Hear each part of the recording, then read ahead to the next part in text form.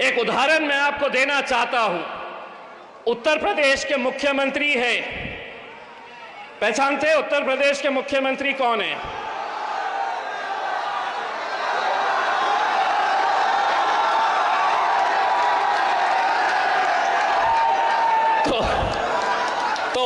मैंने बोला नहीं कुछ, हाँ? हवा तेज चल रही है, मैंने सिर्फ अपने बालों में हाथ फैलाया। तो उत्तर प्रदेश के मुख्यमंत्री साहब ने अभी कुछ दिन पहले एक बयान दिया था कि महाकुंभ जो हमारे हिंदू भाइयों के लिए एक बहुत बड़ा उत्सव, एक त्योहार होता है, जहां पर दुनिया भर के हमारे हिंदू भाई बहन वहां पर जाते हैं। उन्होंने एक बयान दिया था कि वहां पर मुसलमानों ने आना नहीं चाहिए, कुंभ मेले के अंदर आना नहीं चाहिए। बड़े अफसोस के साथ यह कहना पड़ रहा है, हम श्रद्धांजलि देते हैं हम तमाम वो ऐसे हमारे हिंदू भाई और बहन जिनकी मौत हुई है वहां पर कुंभ मेले के अंदर, जो मर गए हैं वहां पर सिर्फ बदइंतजामी की वजह से, बेकसूर लोग मर गए हैं। जानते हैं हमारे मुल्क की तहजीब, हमारी मुल्क की संस्कृति क्या है? जब ये लोग अपने कुंभ मेले से वापस अपने अपने घरों की तरफ जा रहे हैं, तो आज यही मुसलमान जिनको कहा गया था कि तुम कुंभ मेले में नहीं आना चाहिए, वही मुसलमानों ने मस्जिदें खोल दी है, मदरसे खोल दिए हैं। खाने का इंतजाम, पीने का इंतजाम, उन्हें आराम करवाने का, यह हमारी तहजीब है। इसीलिए इस राजनीति ने, इस घटिया राजनीति के अंदर आज समाजों के बीच में दरारें पैदा करने का जो काम किया है, उसका सबसे बड़ा अगर कोई जिम्मेदार है तो वो भारतीय जनता पार्टी है। सही कहा है ताहिर भाई ने, आप ताहिर भाई को जिताकर लेकर आओ, हिंदुस्तान के अंदर हम भारतीय जनता पार्टी को बाबा जी का ठुल्लू दिखाते घूमेंगे, पूरे हिंदुस्तान में दिखाएंगे। आज सिर्फ पूरा मुल्क ही नहीं, मुल्क के बाहर जितने लोग हैं वो आज मुस्तफाबाद और ओखला के ऊपर नजर लगाए हुए हैं। वो देखना चाह रहे हैं कि सही मानों में इनकी गैरत जिंदा है, तुम्हारी गैरत जिंदा है या मर चुकी है। तुम्हारे सीने में दिल है जो एक इंसान को तड़पते हुए, उसके परिवार को तड़पते हुए देखने के बावजूद भी बटे हुए हैं, कटे हुए हैं, अलग अलग महफिलों में जाकर बैठे हुए हैं। सवाल करते हैं हमसे ये मीडिया वाले, दो क्यों लड़े? दो से क्या हो जाएगा? दो जीत के भी आ गए तो क्या हो जाएगा? अरे तुम दो की बात करते हैं, लोकसभा के अंदर तो मेरा शेर अकेले वहां पर जाकर बैठता है। 550 एक तरफ, मेरा शेर, इसको क्या कहते हैं? 100 सोनार की, बोलो 100 सोनार की। हाँ, तो दो क्या कर लेंगे? सवाल करने वालों जवाब ये भी सुन लो, जंगल के अंदर कुत्ते बिल्लियां कितने रहते हैं देखे नहीं जाते, शेरों की गिनती होती है। तो मेरा भाई, मैं आप लोगों से ये अदबन गुजारिश करने के लिए आया, मेरी माएं और बहनें जो आज घरों से सुन रही है हमें, ये इलेक्शन हमारे वजूद का है, हमारे मुस्तकबिल का है, हमारी पहचान का है, हमारी शिनाख्त का है। बड़ा मजा आता है भारतीय जनता पार्टी की हुकूमत को, आम आदमी पार्टी वालों को, कांग्रेस पार्टी वालों को कि इनको उठाओ, जेलों में बंद करो। आज हिंदुस्तान की जेलों के अंदर सबसे ज्यादा अगर कोई बंद है तो मुसलमान है, दलित है और आदिवासी है। बड़ा मजा आता है उन्हें, इनको उठाओ और जेलों में बंद करो। अब हम उनको ये बोलना चाह रहे हैं, तुम अगर इनको उठाए तो हम उन्हें जेल से बाहर एमएलए बनाकर निकालने वाले हैं, तो डराओ मत, एमएलए बनकर निकाल देंगे हम इंशाअल्लाह। आप लोग साथ देंगे? मेरे भाई, आप लोगों को बड़ी संजीदगी के साथ 5 तारीख का ये इलेक्शन लड़ना है।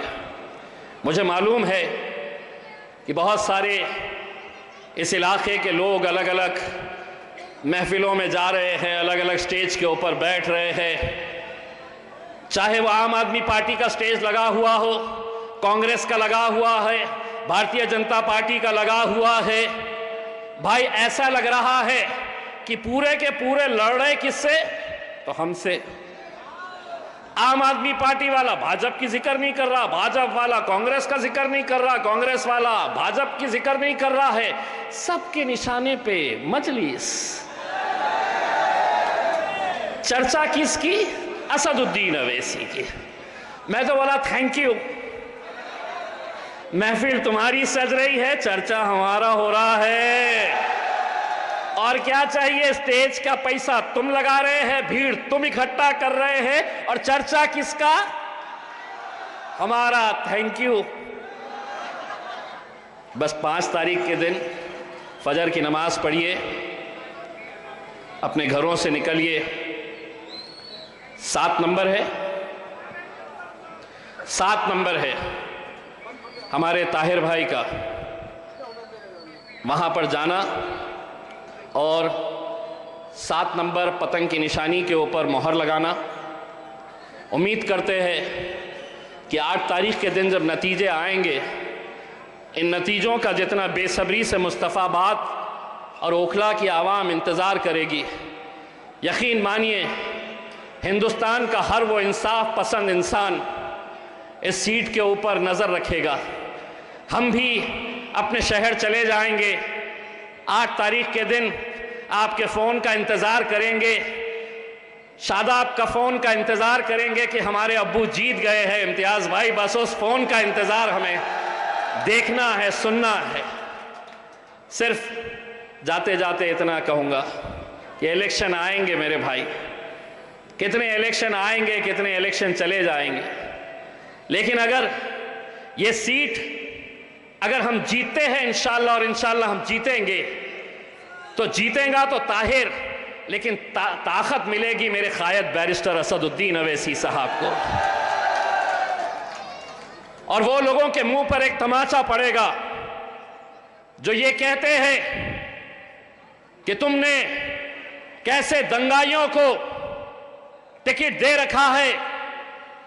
अगर ताहिर हुसैन को और शिफा भाई को तुम दंगाई कहते हैं, तो मैं मीडिया से एक सवाल करना चाहता हूं, साध्वी प्रज्ञा सिंह कौन है फिर? कौन है साध्वी प्रज्ञा सिंह? कैसे आरोप लगे हैं, कैसे अरविंद केजरीवाल को शराब बेचने के ऊपर, शराब की पॉलिसी बनाने के ऊपर जमानत मिल सकती है, मनीष सिसोदिया जेल से बाहर निकल सकता है, बाकी सभी लोगों को इंसाफ मिल सकता है। इंसाफ अगर किसी को नहीं मिल रहा है तो हमें नहीं मिल रहा है। क्या कानून अलग अलग है? नहीं है कानून। इस मुल्क के अंदर कानून जो इम्तियाज जलील के लिए है, वही कानून योगी आदित्यनाथ के लिए है, वही कानून नरेंद्र मोदी के लिए है, वही कानून अरविंद केजरीवाल के लिए है। हम सब के लिए अगर कानून अगर एक जैसा है, तो फिर ऐसा भेदभाव क्यों? तुम समझते हैं कि इन्हें परेशान करते रहो, ये परेशान आपको बार बार करते रहेंगे। यूसीसी का कानून लेकर आए हैं, वक्फ की जमीनें खींचेंगे, आपको बार बार ये कहा जाएगा कि ये मुल्क अब हमारा है, अब हम इसे हमारा राष्ट्र बना रहे हैं। मैं मुस्तफाबाद की आवाम की तरफ से भारतीय जनता पार्टी के तमाम बड़े नेता नरेंद्र मोदी साहब, अमित शाह साहब, कान खोल कर ये अच्छी तरीके से सुन ले, सभी का खून शामिल है इस मिट्टी में। ये मुल्क तुम्हारे वहां तक पहुंचाना है, ये मुल्क तुम्हारे। हाँ, मीडिया वाले देखो कैसे जल्दी पलटा दिए हैं। आज बजट का दिन था, करोड़ों रुपए की घोषणाएं की गई। ताहिर भाई ने बताया कि मुस्तफाबाद के स्कूलों की हालत क्या है। मोहतरमा निर्मला सीतारमन जी, दिल्ली बहुत दूर नहीं है, ई रिक्शा में बैठ के आइए इन गलियों के अंदर, टमटम में बैठ के आइए और यहाँ के स्कूलों की हालत देखिए आप, तो हकीकत क्या है आपको समझ में आएगी। आप बड़े बड़े बातें करके, बड़ी बड़ी घोषणाएं करके चले जाते हैं। आज हमने जब मुस्तफ़ाबाद के मसलों के बारे में हमने पूछा कि यहाँ के मसले क्या है, तो आप लोगों को भी शर्म आनी चाहिए इस बात के लिए। हमें शर्म आई है। एक एक नौजवान, एक एक बुजुर्ग, एक एक मेरी माँ और बहनों को ये गौर से सोचना चाहिए कि 76 साल हो गए हैं, आज भी हमारे मुद्दे क्या है। तो अच्छी सड़कें चाहिए, कचरा नहीं दिखना चाहिए, हमें पानी साफ सुथरा चाहिए, अच्छा स्कूल चाहिए। यही मुद्दों को लेकर हर 5 साल के बाद हम इलेक्शन लड़ते रह रहे हैं। वही आएंगे, दोबारा आएंगे, तुमको मनाएंगे, समझाएंगे कि अब हम ये करने वाले हैं। अगर ऐसी सड़कों की हालत है तो कहीं ना कहीं तुम भी उसके जिम्मेदार हो। इसलिए जिम्मेदार हो कि इलेक्शन वक्त में तुम बढ़ जाते हो, तुम बिखर जाते हो। अरे एक बार एक ताकत बनकर देखो तो सही, एक आवाज लगाओ तो सही। तुम्हें बहकाया अगर जाएगा कि ये मुमकिन नहीं है यहां से मजलिस का जीतना, तो ये इम्तियाज जलील को देखो, 20 साल के शिवसेना वाले को उखाड़ कर फेंका था और अल्हम्दुलिल्लाह मजलिस का झंडा लहराया था। वहां की आवाम अगर कर सकती है तो ये आवाम भी, ये नौजवान भी, ये मेरी माएँ और बहनें भी कर सकती है। इलेक्शन सिर्फ वोटों से नहीं होता है। माँ, मैं आपसे गुजारिश कर रहा हूं, ये नौजवान निकलेंगे, आप वोट डालिए और अल्लाह की बारगाह में सिजदे में चले जाइए कि या अल्लाह ये सीट हमारी जिता कर लेकर जा, ये सीट हमारी जिता दे। इंशाअल्लाह असदुद्दीन अवैसी और मजलिस इत्तेहादुल मुस्लिमीन को बहुत ताकत मिलेगी मेरे भाइयों। और बाकी बहकावे में आने की ज़रूरत नहीं है। 5 तारीख के दिन जाना है, पतंग की निशानी देखना है और कैसे वोट करना है तो धपाधप धपाधप धपाधप धपाधप। धन्यवाद, बहुत बहुत शुक्रिया। बड़ी मचल रही है हवा, कुछ दिनों से मुस्तफ़ाबाद में बड़ी तेज चल रही है हवा। बना रहे थे किस्से जो मेरे ताहिर के तबाही के, उन्हें क्या पता है कि मुस्तफ़ाबाद में ताहिर के हक़ में रुख बदल रही है हवा। मैं यहाँ पर ताहिर भाई के मकान के ऊपर गया, वहाँ से मुझे पता चला कि जलसा यहाँ पर है। मुझे बताया गया तंग गलियाँ हैं, गाड़ी नहीं जा सकी। एक चाहने वाला मिल गया, उसके साथ मोटरसाइकिल के ऊपर, स्कूटर के ऊपर बैठ गया और वो गलियाँ घुमाते हुए लेकर आ रहा था। सड़क ऐसी थी कि यूँ जा रही, यूँ आ रही, यूँ जा रही, यूँ आ रही। मैंने उसको कहा कि कैसा, इतनी ख़राब सड़कें तुम्हारे पास? तो जो ऐसी सड़क थी उसके ऊपर उसने मुझसे कहा कि साहब ये तो बहुत अच्छी वाली सड़क पे से हम गुज़र रहे हैं। अब अगर ये अच्छी वाली सड़क है तो ख़राब कैसी रहती है फिर? हम खुद हैरान हो गए। अब सवाल यही पैदा है, जब आ रहे थे तो रास्ते में एक झाड़ू का ऑफिस मिला, कांग्रेस का ऑफिस मिला, कुछ भाजपा वाले भी घूम रहे थे। जो लोग वहां पर उन ऑफिसों के अंदर बैठे हुए थे,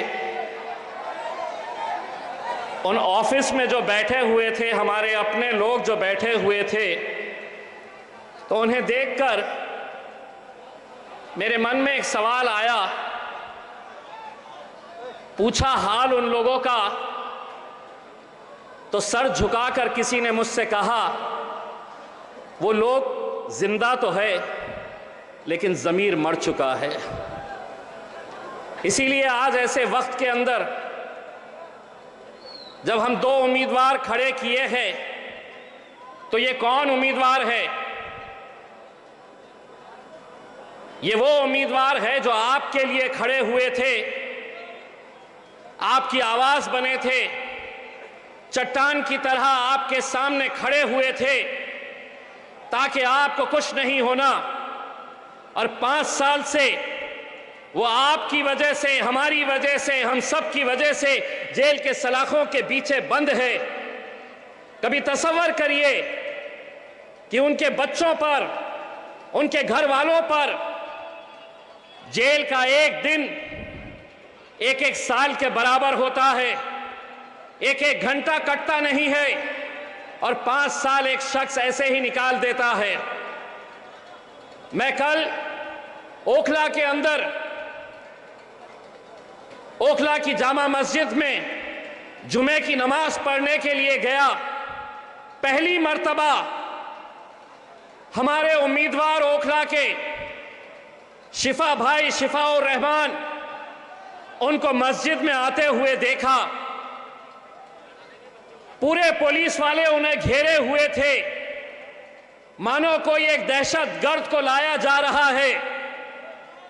मैंने उसी अल्लाह की बारगाह में खड़े रहकर, उसी मस्जिद में खड़े रहकर मैंने ये दुआ मांगी कि जो पुलिस वाले आज इन्हें एक आरोपी बनाकर लेकर आ रहे हैं, इंशाअल्लाह 8 तारीख के दिन यही ताहिर हुसैन और यही शिफाउर रहमान को यही पुलिस वाले एमएलए बोलकर अपने घर तक पहुंचाने का काम करेंगे।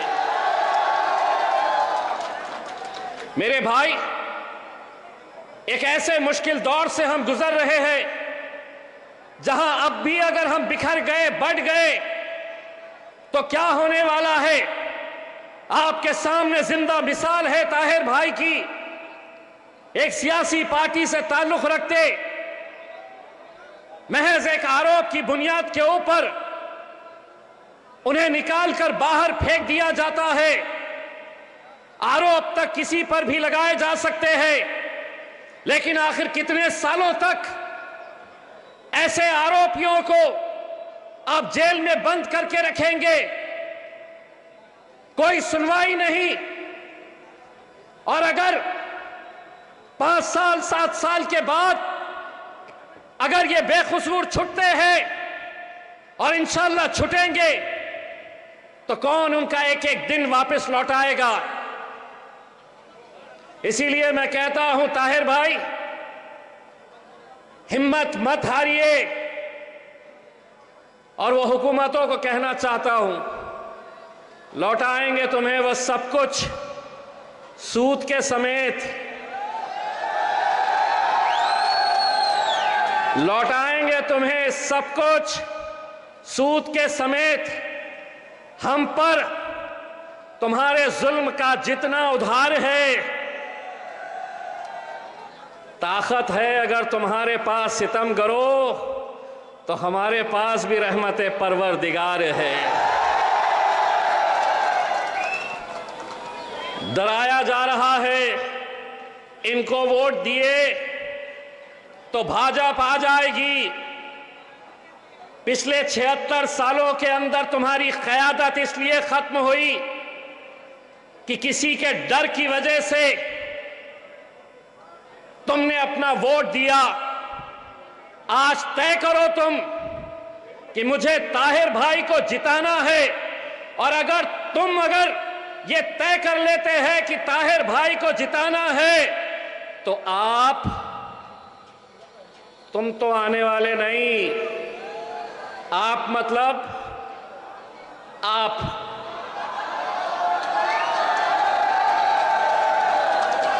आप नहीं आने वाले। आपका पाप जो है ये नहीं आने वाले।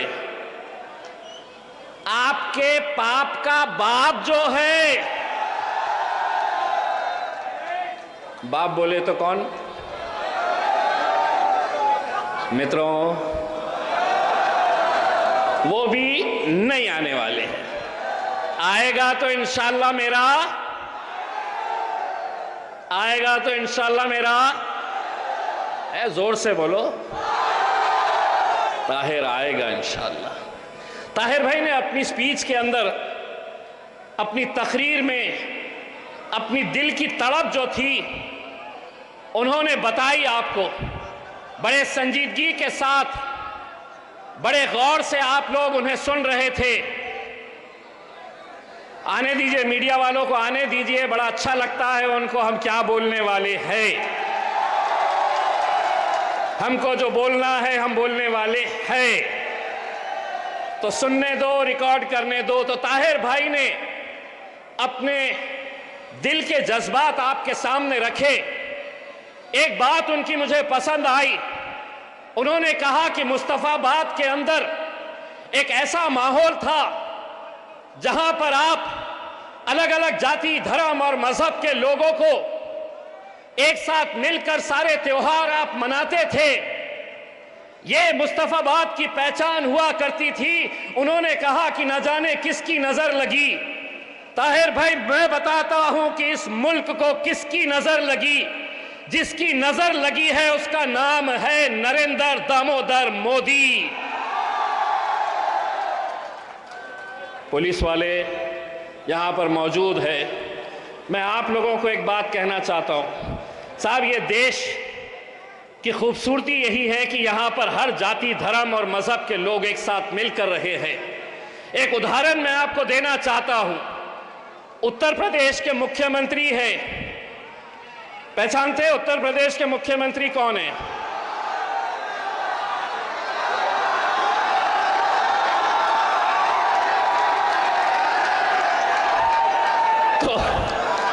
तो उत्तर, मैंने बोला नहीं कुछ, हाँ? हवा तेज चल रही है, मैंने सिर्फ अपने बालों में हाथ फैलाया। तो उत्तर प्रदेश के मुख्यमंत्री साहब ने अभी कुछ दिन पहले एक बयान दिया था कि महाकुंभ जो हमारे हिंदू भाइयों के लिए एक बहुत बड़ा उत्सव, एक त्योहार होता है, जहां पर दुनिया भर के हमारे हिंदू भाई बहन वहां पर जाते हैं। उन्होंने एक बयान दिया था कि वहां पर मुसलमानों ने आना नहीं चाहिए, कुंभ मेले के अंदर आना नहीं चाहिए। बड़े अफसोस के साथ ये कहना पड़ रहा है। हम श्रद्धांजलि देते हैं, हम तमाम वो ऐसे हमारे हिंदू भाई और बहन जिनकी मौत हुई है वहां पर कुंभ मेले के अंदर, जो मर गए हैं वहां पर सिर्फ बद इंतजामी की वजह से, बेकसूर लोग मर गए हैं। जानते हैं हमारे मुल्क की तहजीब, हमारी मुल्क की संस्कृति क्या है? जब ये लोग अपने कुंभ मेले से वापस अपने अपने घरों की तरफ जा रहे हैं, तो आज यही मुसलमान जिनको कहा गया था कि तुम कुंभ मेले में नहीं आना चाहिए, वही मुसलमानों ने मस्जिदें खोल दी है, मदरसे खोल दिए हैं। खाने का इंतजाम, पीने का इंतजाम, उन्हें आराम करवाने का, ये हमारी तहजीब है। इसीलिए इस राजनीति ने, इस घटिया राजनीति के अंदर आज समाजों के बीच में दरारें पैदा करने का जो काम किया है, उसका सबसे बड़ा अगर कोई जिम्मेदार है तो वो भारतीय जनता पार्टी है। सही कहा है ताहिर भाई ने, आप ताहिर भाई को जिता कर लेकर आओ, हिंदुस्तान के अंदर हम भारतीय जनता पार्टी को बाबा जी का ठुल्लू दिखाते घूमेंगे, पूरे हिंदुस्तान में दिखाएंगे। आज सिर्फ पूरा मुल्क ही नहीं, मुल्क के बाहर जितने लोग हैं वो आज मुस्तफाबाद और ओखला के ऊपर नजर लगाए हुए हैं। वो देखना चाह रहे हैं कि सही मानों में इनकी गैरत जिंदा है, तुम्हारी गैरत जिंदा है या मर चुकी है।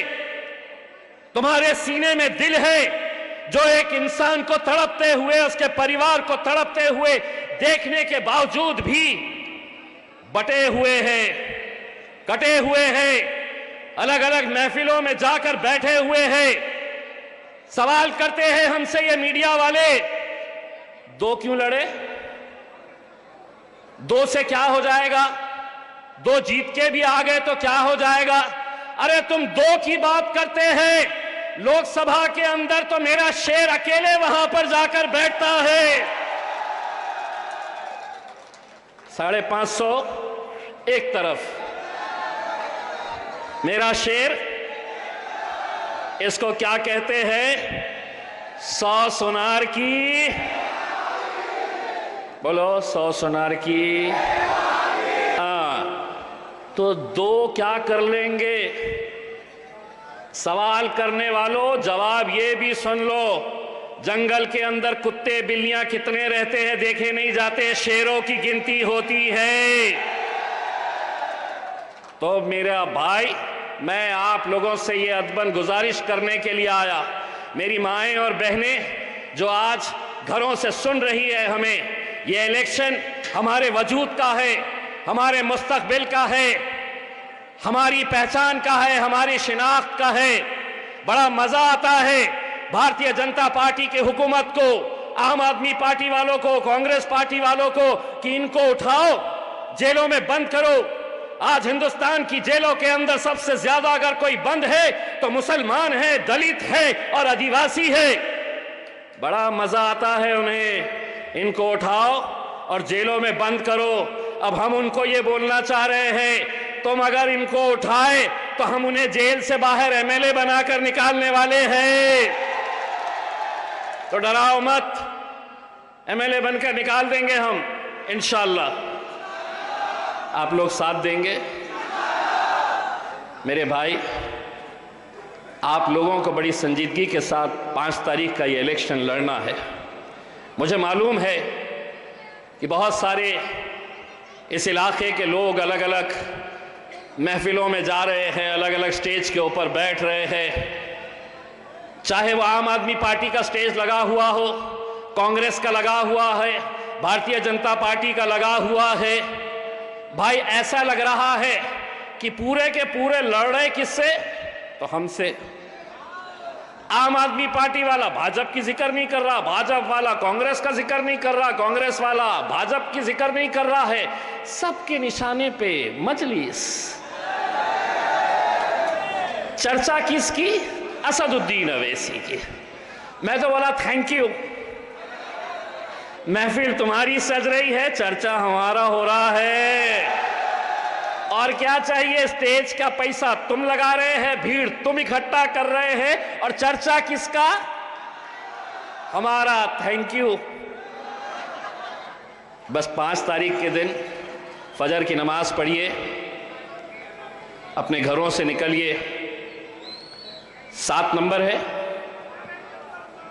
7 नंबर है हमारे ताहिर भाई का, वहां पर जाना और 7 नंबर पतंग की निशानी के ऊपर मोहर लगाना।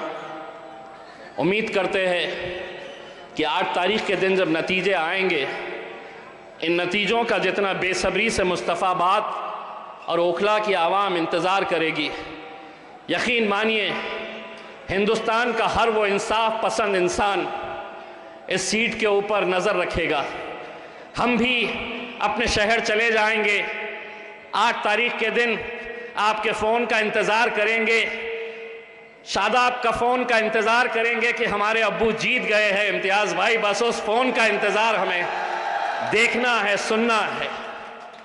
सिर्फ जाते जाते इतना कहूँगा कि इलेक्शन आएंगे मेरे भाई, कितने इलेक्शन आएंगे, कितने इलेक्शन चले जाएंगे, लेकिन अगर ये सीट अगर हम जीतते हैं इंशाअल्लाह, और इंशाअल्लाह हम जीतेंगे, तो जीतेगा तो ताहिर, लेकिन ताकत मिलेगी मेरे कायद बैरिस्टर असदुद्दीन अवैसी साहब को। और वो लोगों के मुंह पर एक तमाचा पड़ेगा जो ये कहते हैं कि तुमने कैसे दंगाइयों को टिकट दे रखा है। अगर ताहिर हुसैन को और शिफा भाई को तुम दंगाई कहते हैं, तो मैं मीडिया से एक सवाल करना चाहता हूं, साध्वी प्रज्ञा सिंह कौन है फिर?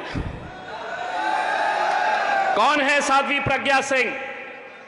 कैसे आरोप लगे हैं, कैसे अरविंद केजरीवाल को शराब बेचने के ऊपर, शराब की पॉलिसी बनाने के ऊपर जमानत मिल सकती है, मनीष सिसोदिया जेल से बाहर निकल सकता है, बाकी सभी लोगों को इंसाफ मिल सकता है। इंसाफ अगर किसी को नहीं मिल रहा है तो हमें नहीं मिल रहा है। क्या कानून अलग अलग है? नहीं है कानून। इस मुल्क के अंदर कानून जो इम्तियाज जलील के लिए है, वही कानून योगी आदित्यनाथ के लिए है, वही कानून नरेंद्र मोदी के लिए है, वही कानून अरविंद केजरीवाल के लिए है। हम सब के लिए अगर कानून अगर एक जैसा है तो फिर ऐसा भेदभाव क्यों? तुम समझते हैं कि इन्हें परेशान करते रहो, ये परेशान आपको बार बार करते रहेंगे। यूसीसी का कानून लेकर आए हैं, वक्फ की जमीनें खींचेंगे, आपको बार बार ये कहा जाएगा कि ये मुल्क अब हमारा है, अब हम इसे हमारा राष्ट्र बना रहे हैं। मैं मुस्तफाबाद की आवाम की तरफ से भारतीय जनता पार्टी के तमाम बड़े नेता नरेंद्र मोदी साहब, अमित शाह साहब, कान खोलकर ये अच्छी तरीके से सुन ले, सभी का खून शामिल है इस मिट्टी में। ये मुल्क तुम्हारे वहां तक पहुंचाना है, ये मुल्क तुम्हारे। हाँ, मीडिया वाले देखो कैसे जल्दी पलटा दिए हैं। आज बजट का दिन था, करोड़ों रुपए की घोषणाएं की गई। ताहिर भाई ने बताया कि मुस्तफाबाद के स्कूलों की हालत क्या है। मोहतरमा निर्मला सीतारमण जी, दिल्ली बहुत दूर नहीं है, ई रिक्शा में बैठ के आइए इन गलियों के अंदर, टमटम में बैठ के आइए और यहाँ के स्कूलों की हालत देखिए आप, तो हकीकत क्या है आपको समझ में आएगी। आप बड़े बड़े बातें करके, बड़ी बड़ी घोषणाएं करके चले जाते हैं। आज हमने जब मुस्तफाबाद के मसलों के बारे में हमने पूछा कि यहाँ के मसले क्या है, तो आप लोगों को भी शर्म आनी चाहिए इस बात के लिए। हमें शर्म आई है।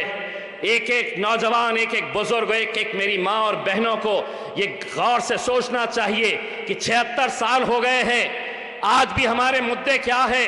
तो अच्छी सड़कें चाहिए, कचरा नहीं दिखना चाहिए, हमें पानी साफ सुथरा चाहिए, अच्छा स्कूल चाहिए। यही मुद्दों को लेकर हर 5 साल के बाद हम इलेक्शन लड़ते रह रहे हैं। वही आएंगे, दोबारा आएंगे, तुमको मनाएंगे, समझाएंगे कि अब हम ये करने वाले हैं। अगर ऐसी सड़कों की हालत है तो कहीं ना कहीं तुम भी उसके जिम्मेदार हो। इसलिए जिम्मेदार हो कि इलेक्शन वक्त में तुम बढ़ जाते हो, तुम बिखर जाते हो।